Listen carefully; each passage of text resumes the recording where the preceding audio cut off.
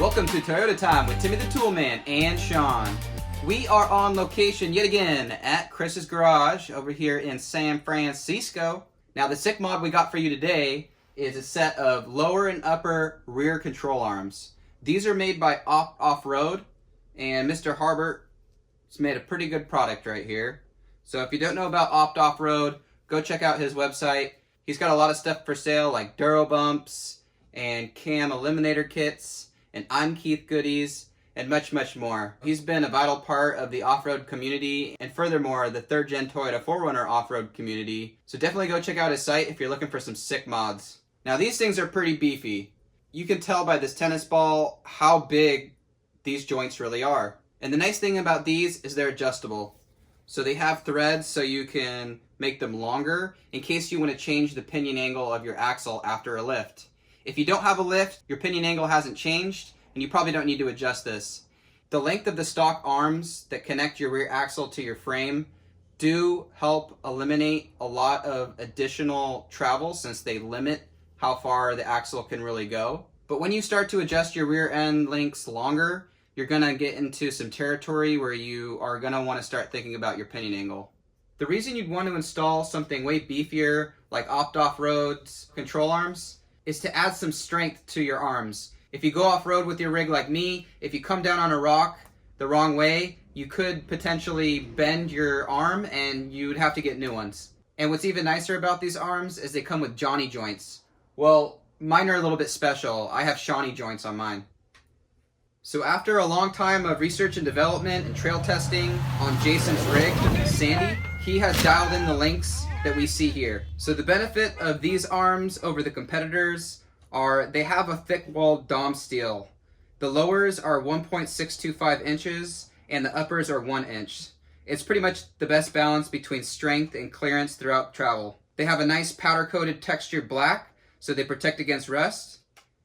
And they got this Off-Road logo etched in, just for some extra horsepower. Both sides of these arms are double adjustable.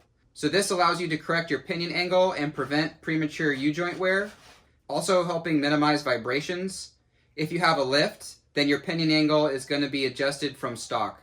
These arms also allow you to move the rear axle position for easier tire clearance. Let's say if you have some large tires like 35 inches and above. These are also superior compared to single adjustable arms because you don't need to uninstall these in order to adjust the length. You would just loosen the jam nuts, dial in the lengths that you need, and then you tighten the jam nuts right back down. These type of double adjustment arms also have twice the adjustability length versus single adjustable arms. Now the real MVP on these upper and rear lower control arms are the Johnny joints. These things are beefy. Johnny joints are greasable, sealed flex joints. They offer an incredibly low maintenance schedule, and you won't get that typical clanking or squeaking or moaning out of a polyurethane, Heim, or maybe even another type of flex joint. The nice thing about these is that they're also serviceable and easily rebuildable. So in the long run, you would end up saving money by fixing up the existing Johnny joints. Last but not least, they also offer more articulation than the stock rubber, polyurethane, any Heim or other flex joint. And they also have more degrees of articulation. Combining performance and durability of a race part with manners and longevity of a stock part, these arms are the best of both worlds. Another cool thing about these arms in particular is that the Johnny joints were built specifically for 3rd Gen 4Runners. They're built to accommodate the stock mounts and hardware, so you'll have a perfect fitment. Now, Off-Road is just weeks away from releasing this kit for the 4th Gen, 5th Gen 4Runners, and FJ and GX. And if you use the code SICKMODS, you'll get 5% off site-wide for all products. For those of you that don't off-road your vehicle or you just prefer to mall crawl, you're not going to need these beefy arms. What you may want to do to refresh your stock arms is replace the bushings. If you'd like to see the video that we have on replacing the bushings and our upper and lower control arms, click on the link above. With all that said, let's get under the rig, jack it up, put it on some jack stands, and start to swap out these arms.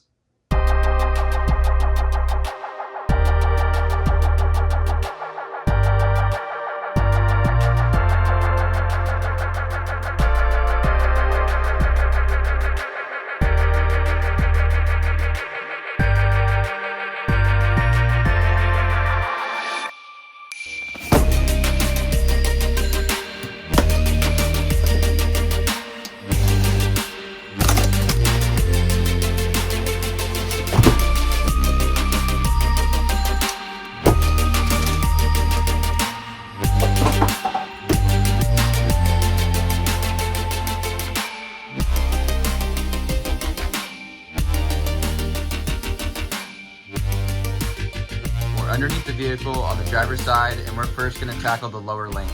We're going to start on the axle side and disconnect the 19mm bolt that attaches the lower control arm to the axle. We're going to hold a 19mm box end wrench on the nut side, and we're going to have our 19mm impact socket on our impact gun on the bolt side. All right, so we're on the top part of the lower link, and we're going to do the same thing on this one, 19mm. You can tell that the end of the bolt barely sticks through the nut, and that's because we've welded on these I'm Keith lower control arm reinforcement kits. And it actually makes it a little bit wider, and so yours, if you didn't have these on, your bolt would stick out a little bit further than this.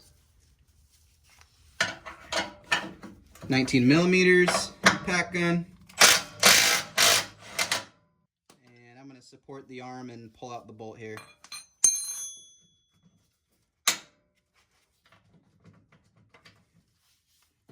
Maybe not. Needed a little bit more of that impact.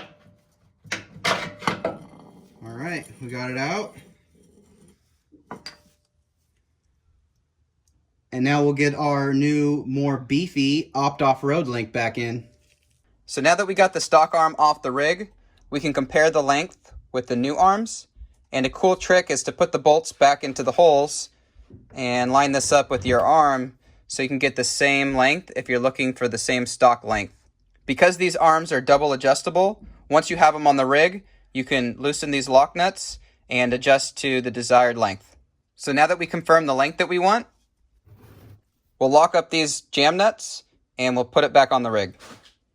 So we got our arm ready to install here.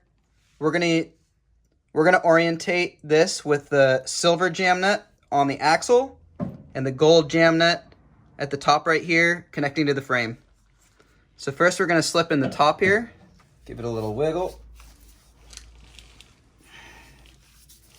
We're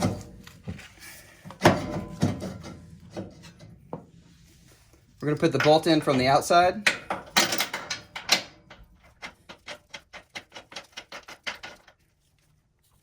And then get our nut on the back.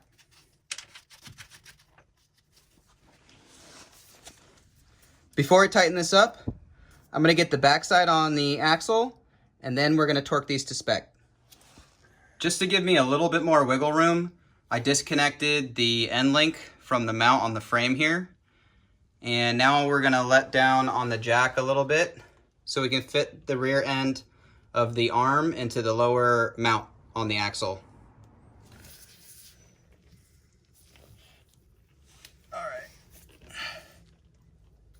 Let's see if this slings up into place. Still has a little bit of contact right here on the mount.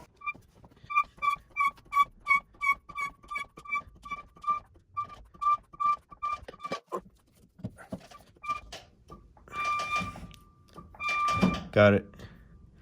Is that the sweet spot? That's the sweet spot. Once you get past that Lip. point where it fits in, you can let it down a little bit.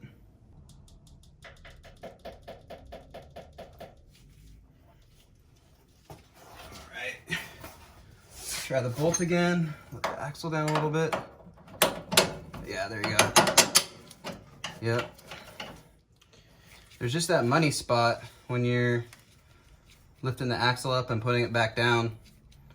Might take a couple tries. I think that's the way to go. What do you think, Chris? I agree. Just gotta find the sweet spot. Just encouraging the bolt to get through the other side here. We got our nut. We'll put it on by hand. Make sure it threads on. And now we can get our torque wrench out and tighten these to spec. So what we're doing here is we're lifting the axle up by the pumpkin and putting it back down. We're just repeating that process until we get it just right. What we did is jack the axle up pretty high to get the bottom of the link into the mount.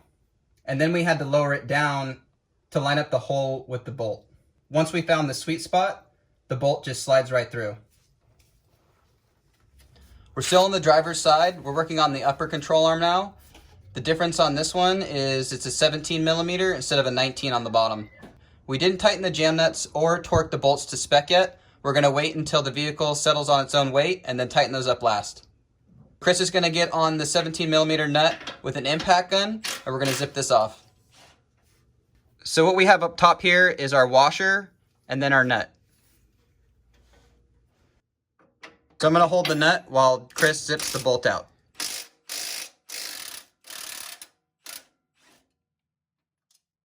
Same thing on this side, we're gonna have a washer and then a nut. Before you can remove this upper control arm, you need to disconnect the plastic keeper that runs the ABS line. Get under there with some needle nose pliers. Squeeze the plastic clip together, and then you can free it. So if you get some pliers on either end like this, that's how you're gonna free it and push it through. There it is, there it is. So by manipulating the axle with the jack on the pumpkin, you can jack it up or lift it down slightly, and then you can slip the bolt out real easy. Okay, buddy. And once one bolt's out, the next one's really easy. So same thing with the upper links. We're gonna match the length of the stock arms with the bolts going through the holes. And then when we have the desired length, we can tighten up these jam nuts. Again, we're keeping these loose, and we're gonna wait until we drop the weight of the vehicle back on the rig to torque the lower and upper control arm bolts. Just like the lowers, we're gonna have the gold side go towards the driver, towards the front of the vehicle, and the silver jam nut is going to go towards the back. So we're going to get this into place. I'm going to get the top bolt through.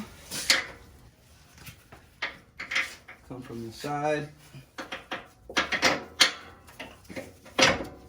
The same orientation as we took out. On the top, the bolt goes this way. On the axle side or the bottom, the bolt goes this way.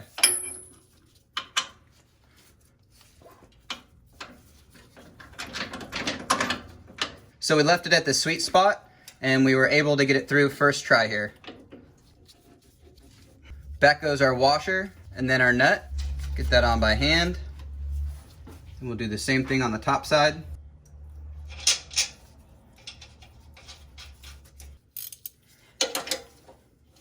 Snug these up just a little bit.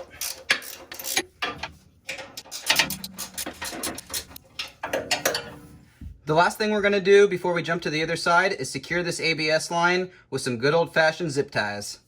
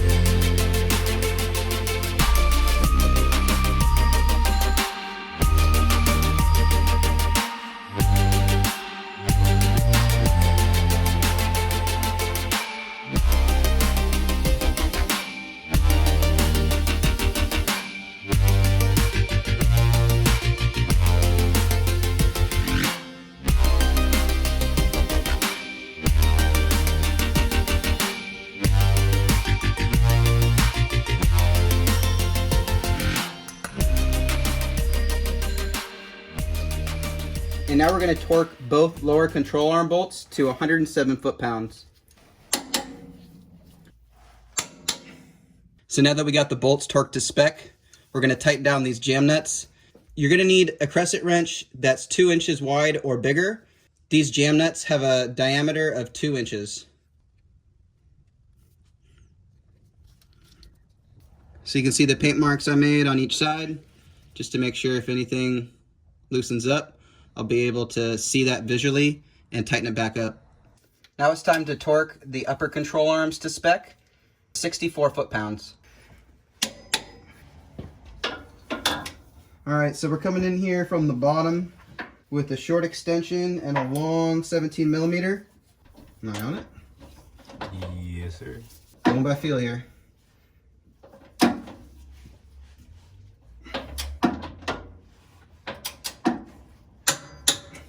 All right, 64 foot-pounds.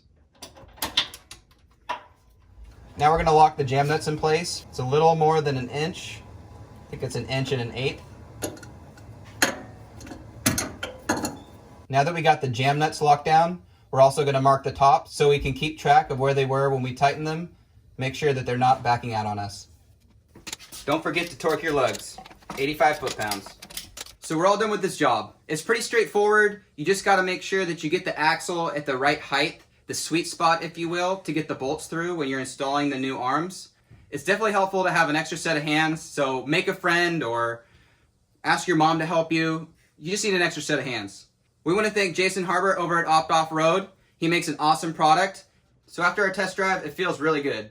The rear end feels more stable, and bumps don't really throw the rear end around anymore. We can't wait to take this off-road and give it some battle scars. But with all that said, thanks for watching. Thanks for subscribing. If you have any questions or comments, do that below. Take care, sick mods, and keep on wrenching. We're in the streets of San Fran. Going 1 mile over the speed limit. Yeah, bumps feel good. I don't feel like you're losing control of your rear end.